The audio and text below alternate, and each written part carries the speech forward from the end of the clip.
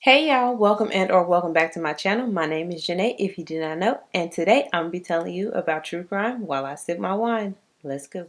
Alright y'all, so today's case is going to be about the Garcia Taylor family, and when I tell y'all, this is one of the saddest cases that I have covered on my channel so far. Of course, all of the cases that I cover are terrible and sad, but like, this one is just, I don't know, it was so sad, and the fact that it didn't even have to happen, like it really should not have happened. That, I think that's what gets me the most, is like this could have and should have been prevented, but we'll get to all of that later. Let's just go ahead and jump right on into the case. So in October of 2019, Myra Garcia was a 38-year-old divorced mother of three living in Antioch, Tennessee. She was just living her life. She was described by co-workers as loving, a natural caregiver, a natural teacher, just like a natural nurturer. You know, you have those types who, like when y'all in school or even like college or something like that, y'all have that mama of the group, the one who's always taking care of everybody else. That's the feeling that I got with Myra. She was just, hold on y'all, my child waking up. Yeah, that's the vibe that I got when I was reading about Myra. They just said that she was just a wonderful person and just a joy to be around. And she absolutely loved her children. She had three kids, like I said before: 16-year-old Alexis, 13-year-old Jaden, and 8-year-old Caitlin. Alexis would describe Myra's parenting style as chill. She said that her mother tried to see the best in everybody. She tried to see the best in every situation, in any situation, and she was just really chill. Unfortunately, on October 7, 2019, Myra's life would be tragically cut short when a man broke into her home and began an attack on not only her, but her family as well. It's unclear how he got in, but when the intruder actually did get into the house, he either entered in through the kitchen or he entered in through the front door. But either way, he went and got a knife out of the kitchen and headed downstairs to the basement where 13-year-old Jaden was sleeping, because that is where his room was. He was the only boy in the house. He was growing up, he was coming into his adolescence, getting into those teenage years. It only makes sense that he wanted his own space, and so his mother made a room in the basement for him. So like I said, the intruder went downstairs, Jaden was sleeping, and he would stab him before he headed upstairs to the rest of the family. When he got upstairs, he went to Alexis's room.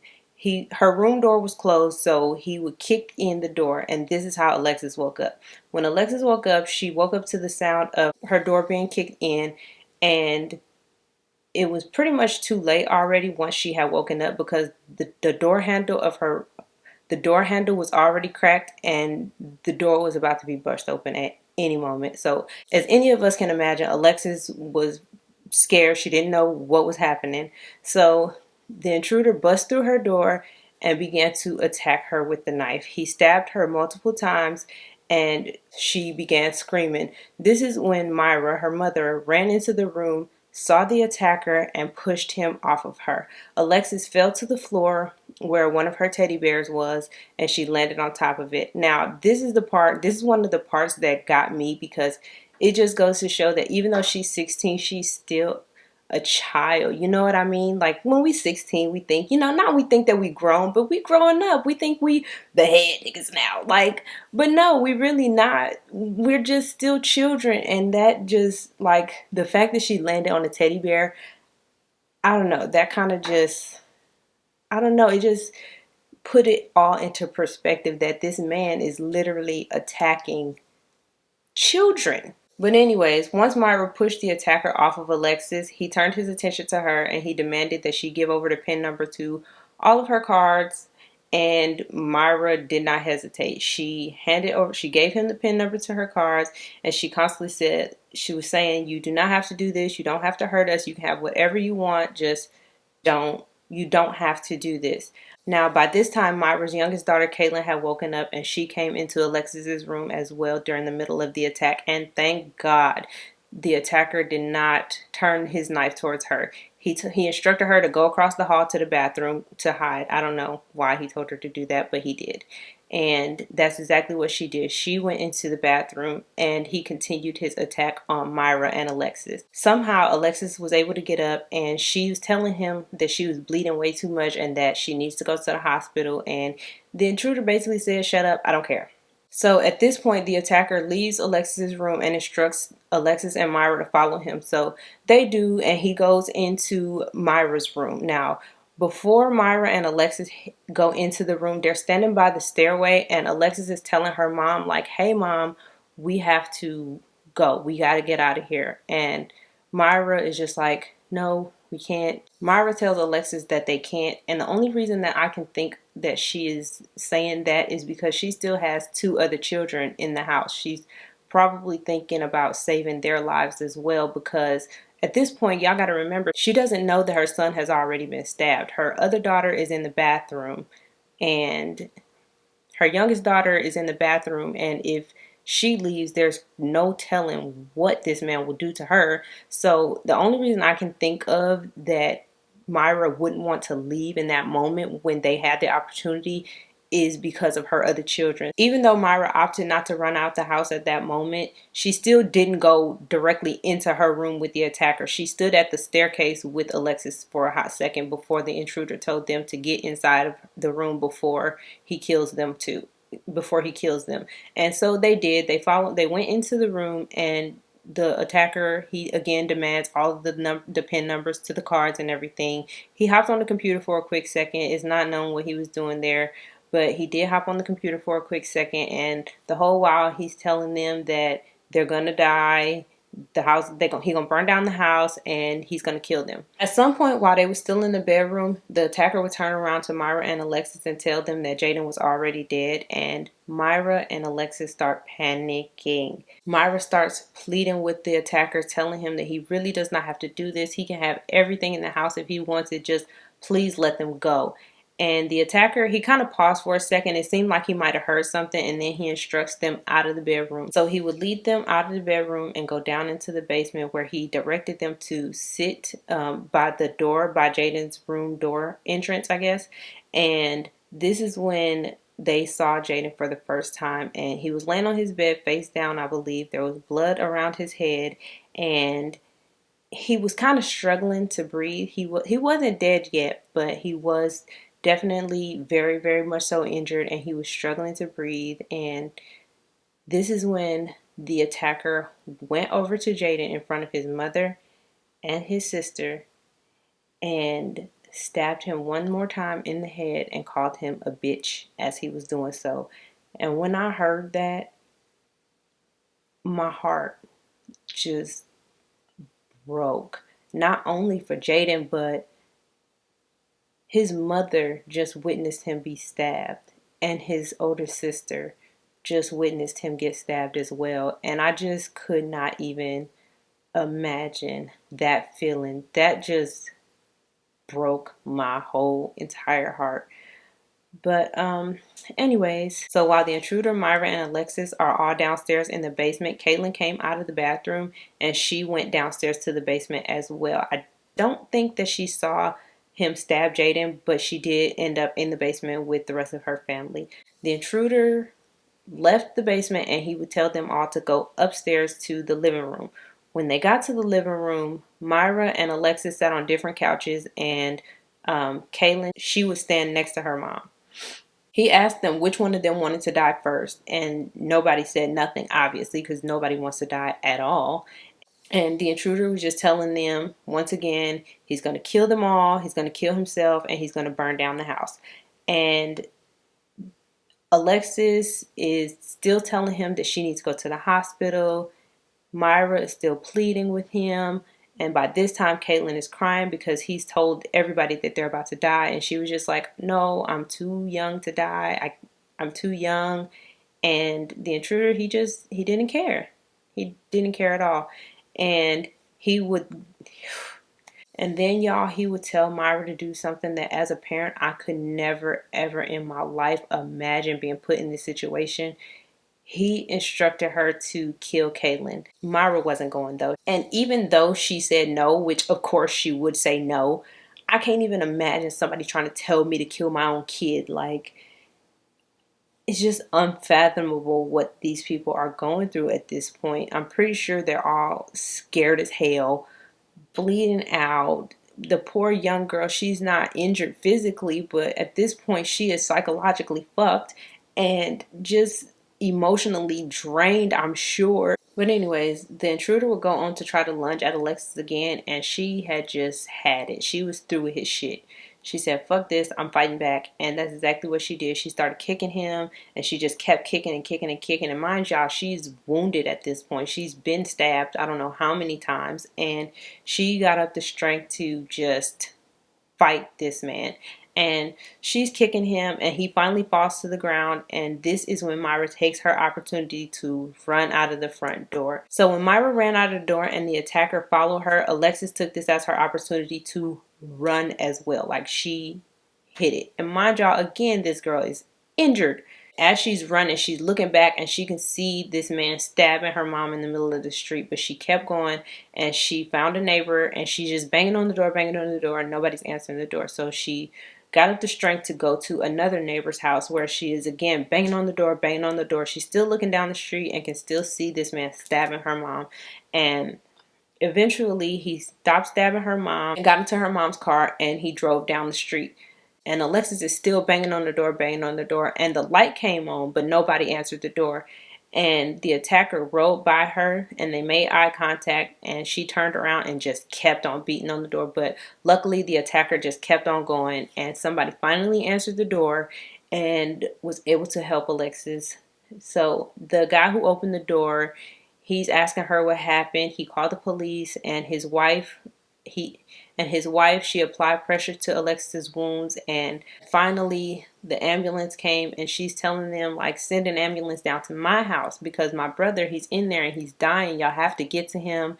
And this girl is wounded. She could die herself, and she was worried about her mother and her brother. Once the ambulance got there, she was not even worried about herself. She wanted them to go down to her house to get her brother and her mom, and they were all transported to the hospital. I'm not 100% sure if Myra was transported to the hospital, because she did end up passing away there in the street. But I do know that Jaden was taken to the hospital, but unfortunately he lost his life as well. And as for Caitlin, she too left the house, and she ran the opposite direction to another neighbor's house. So she was safe and sound, untouched physically.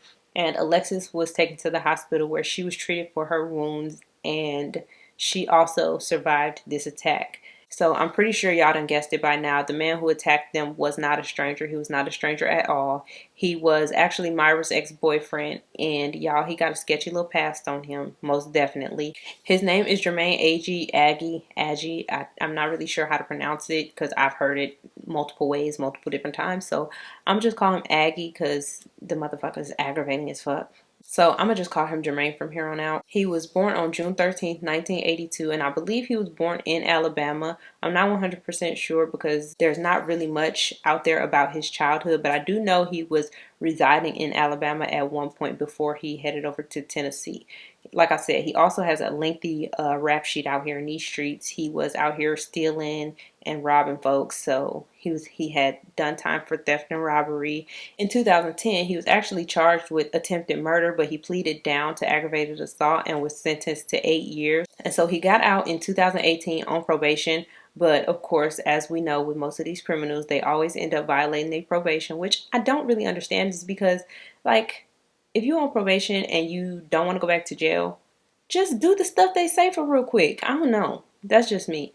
Anyway, so he violated his probation because he was loitering, and when the police showed up, he had drug paraphernalia on him. So he violated his probation, and he was due back in court. So I do believe he served another short amount of time for violating his probation, and then he was released again. So after he got out for serving his time for the parole violation, he ended up going to Tennessee, which I do believe was a violation of the terms of his release.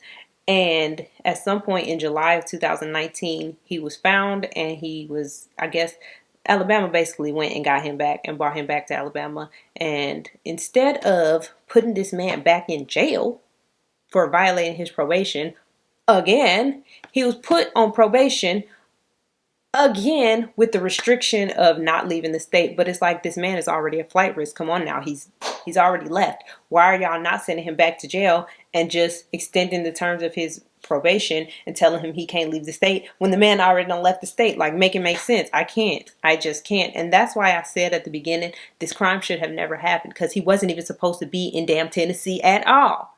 He was supposed to be in jail. Anyways, I believe that it was in his stay in Tennessee where he met Myra, and then he got sent back to Alabama. They let him back out on probation and said that he shouldn't leave the state, but then obviously he went back to Tennessee, violating his probation again. And this is where all of the events would unfold. And there was a couple of things that were the catalyst for the events of October 7th. So I'm gonna go ahead and tell y'all about those now. And I'm kind of gonna tell y'all about the kind of relationship that Jermaine and Myra had. And this is all according to her daughter Alexis. She said that Jermaine was just a really controlling individual. She said that anytime her mama took them out or took them out of town, Jermaine was calling every 5 seconds to pretty much check up and see what she was doing and see where they was at and see if she's talking to somebody else and doing this and that. Basically making sure she was doing what she said she was supposed to be doing. Alexis also said that there was an incident where her and her cousin had taken her mom out for ice cream on her birthday, and they came home and they was just happy. So they come in the house, her and her cousin are laughing, and Jermaine accused Myra of cheating on him because the girls came in the house laughing. So I guess he thought that they was laughing at him or laughing at the fact that Myra was out there cheating, when in all reality they was just being teenagers. Like, come on, man. Are you that insecure? Well, yeah, because you kind of look at him. Just look at him. And this seemed to be a regular occurring theme that happened in their relationship, where he accused her of pretty much doing stuff that she wasn't doing. And like I said, Myra was a natural nurturer, so I can understand why she would potentially be with somebody like him, because if you're a natural nurturer, you feel like not necessarily that you can change this person, but it's just a natural instinct to want to latch on to the people who need you, if that makes sense. I feel like that's in my mind why she would be with him, because he ain't cute. Like I said, it was regular routine for him to accuse Myra of doing stuff that she wasn't doing. So on September 30th of 2019, it was nothing new when he accused her of cheating on him, and they got into a big argument. He's saying that her car smelled funny and she wasn't going to work because she was having sex with somebody else in the car. And throughout the day, he just wouldn't let it go. He just kept bringing it up and kept bringing it up and kept bringing it up. And so later on that evening, when Myra was at home, Jermaine came over and he brought it up again. And unsurprisingly, he would get physical with Myra yet again. He locked her in the bedroom. This particular time, he locked her in the bedroom. He threw her phone and he just was assaulting her.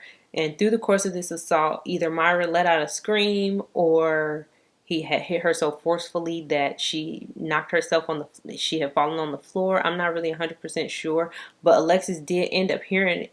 Oh, damn, it's a big ass spider right there, y'all. Hold on. Shit. Yeah. So like I said, Alexis ended up hearing the assault taking place, and she called her mom. And when she called her, the phone answered and then it hung up right away. So once the phone hung up, she would text her mom instead, and she asked her mom, was she okay? And she got a text back that said, yes, she was okay. The next day, when Alexis was talking to her mom about it, her mom told her that she was not okay the night before, and that Jermaine was the one who texted her back saying that she was okay. And he was actually, like I said, assaulting her. So like I said, it's the next day now. It's October 1st. She's told Alexis that it wasn't her that was texting, and now she's on her way to drop her youngest daughter off at school. And when she get there, the administrators see the bruises on her, and they just know that something's not right. They suspect that she is the victim of domestic violence, and they're correct, she is. And I don't know if Myra tells them or if they just convince her that this is not okay. You need to do something about this. And so she allows them to call the police on her behalf, and she ends up getting an order of protection out on Jermaine. And in the order of protection, it says that he's threatened her life before, and that she's afraid that he might do something to her, or she's afraid that he might kill her. And there's a couple other things that's stated in the order, but that's pretty much the main thing, is that she needs to protect herself and her children from this crazy ass man. Now, unfortunately, Jermaine will never be served with these papers because they couldn't find him. But anyway, so moving forward, the order of protection is out there, but nobody's being served because, again, they can't find him. And now it is October 6th. So on this particular day, Myra takes her children and they go to the zoo. So at some point after they get home from the zoo, here comes Jermaine pulling up. Well, he's not driving, though. He is a passenger because he don't have a car. And he comes to the house. Now, mind y'all, it's a protection order that's supposed to be out on this man. He don't know that, though. So he's here and he's trying to get into the house. Alexis is like, no, my mom said you can't come in.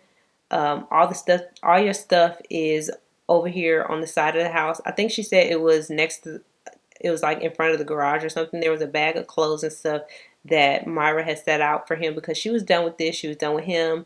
And here go your clothes, buddy. So he gets the bag, goes back to the porch, and he's talking to Alexis through the door and telling her, like, hey, could you let me in? Da, da, da, da. Alexis like, nope. Mom said nope. And so he's like, let me charge my phone. And Myra was not having none of it. She was like, nope. So this man changes his clothes right there on the porch. He changed from whatever he came in to whatever was in the bag and then left the bag and the clothes and just left on foot because by this time the people who dropped him off had left him. And so, yeah, he just left. So that right there, that was the catalyst for all of this. Alexis he felt like Alexis was aiding her mother, which why wouldn't she? She's not even aiding her. She's listening to her. Her mama said don't open the door. So she not gonna open the door. And so I think that's why he took a lot of his rage out on Alexis as well. And in my opinion, he just didn't like Jaden because Jaden really didn't like him. He found out what was going on with him and his mom, and he wasn't here for it. He just didn't like the dude. And so I think that's why Jermaine ended up doing what he did to Jaden, and the reason he took out his anger on Alexis and Myra and not Caitlin, because she was just the innocent in all of this. I mean, really, they all are. So going back to the night of the attack, after he attacked everybody and fled in Myra's car, he ended up ditching the car somewhere and going to Burger King, where a Burger King coworker would call the police because there was a sketchy ass man in there with blood all over him. But once the police got there, it was too late. He had already gone. And they started talking to people around, they had started talking to people around the area, and they had talked to a couple of the homeless people because, again, Jermaine don't have no car. He don't have nothing. He don't have no job or no place to go. So they started talking to the homeless people around there, and come to find out, Jermaine had been staying in a couple of the homeless shelters there the days prior to the incident, and the police actually ended up finding him next to a dumpster, which I find very ironic because he is trash. And they found him next to a dumpster, took him in, and he was arrested for this crime. And thank God for Alexis's strength because she was able to tell who did this. She was able to say that, hey, he has my mom's car. He has my mom's phone. This is... She handed all his information over on a silver platter, basically. So, of course, he would go to court for this. And surprisingly, he didn't do like most people and try to plead insanity. He actually pled guilty to all charges and was sentenced to life in prison without the possibility of parole. So everything that I've told y'all is based off of Alexis's account of the situation. And that's basically how I was introduced to this case, because I saw her statement or her interview pop up when I was actually researching a different case, and I clicked on it, and y'all, her testimony and her story was so heartbreaking. The particular one that I saw, because there was two. There's one where she's as a witness in the preliminary hearing, and she tells the story, and then there's another one with, I think, a Tennessee news station where she's like fresh out of the hospital. I don't even think she might not have even been released from the hospital yet. I know she was in a wheelchair, and it looked like she had on a what's some things called, a hospital robe, and she was... It almost looked like she was very tired. You could tell that she was exhausted, and that's the interview that I saw first, and it was so heartbreaking, y'all. I cried when I seen it. I cried because she was just being so strong. And I seen a lot of people in the comments talking about, oh, they're so rude. They interviewing this girl and she's not even healed yet, and blah blah blah blah. But that was Alexis's choice. I want y'all to understand that interview. If y'all go see it, I'm gonna link it down in the description box. That was Alexis's choice. She said that she didn't want anybody else to tell their story. She didn't want there to be a story from the neighbors, family, friends, nobody. She said she was there and this is what happened. She don't care if Jermaine got his own version of the story. This is the truth. This is what happened, and she wanted to do that interview. So yeah, I know the media can be assholes and be very insensitive at times, but in this particular instance, that was actually Alexis's choice. And she and her younger sister now live with their father. I think, I'm not sure. I know he don't live in Tennessee. I'm not really sure where he lives. It's not really important, but they do live with their father. And yeah, that is all that I have for this case. I just want to let y'all know that if you are a victim of domestic violence, please, I have the number right here. It is 1-800-799-SAFE. They also have a national website, which will be linked in the description box below as well. Please, y'all, be safe. And at the first sign of abuse, please get out. Please just protect yourselves, your family, and I will see you all in the next one.